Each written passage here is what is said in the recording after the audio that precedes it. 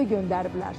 Məktəbli uşaqlardır və videonu göndərən insan bizə söylədi ki, Nuray xanım, sizin xəbəriniz var ki, məktəblərdə də siqaret fasiləsi var. Dedim, ola bilməz. Necə yəni siqaret fasiləsi? Adətən biz böyük şirkətlərdə, müəssisələrdə, idarələrdə işçilər üçün siqaret çəkmək üçün xüsusi yerlər müəyyən olunur, təyin olunur, hətta küçələrdə belə.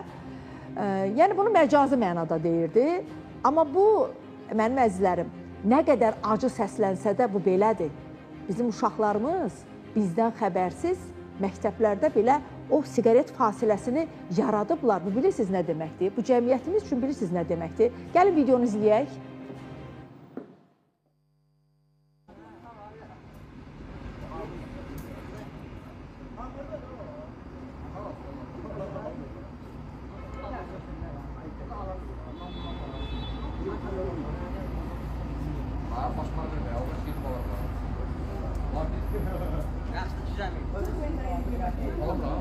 Mesela essa aqui você leva para ficar o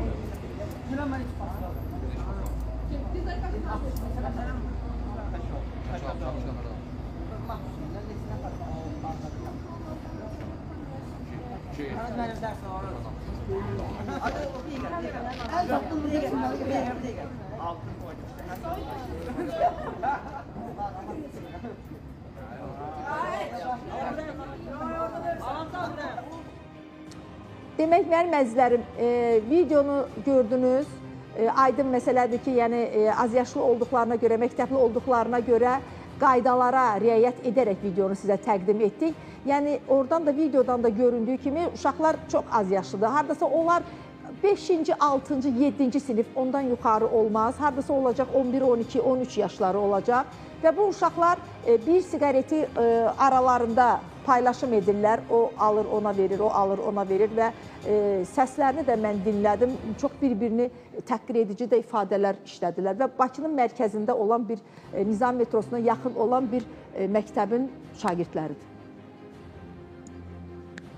Ən böyük bəla. Həqiqətən zəmanəmizin ən böyük bəlası və analar, atalar hər biri diqqətli olmalıdır. Çünki mən də baxdım videoya, hamısı balaca yaşlı uşaqlardır. Çox diqqətli olmalıdır ana. Ana evə gələndə görməlidir ki, bunun üstündən siqaret iyi gəlir.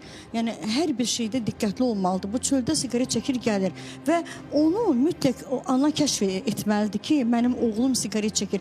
Sonra bəs gələcəyi nə olacaq bunun? O təsəvvür eləmək olmur. Dəyişir.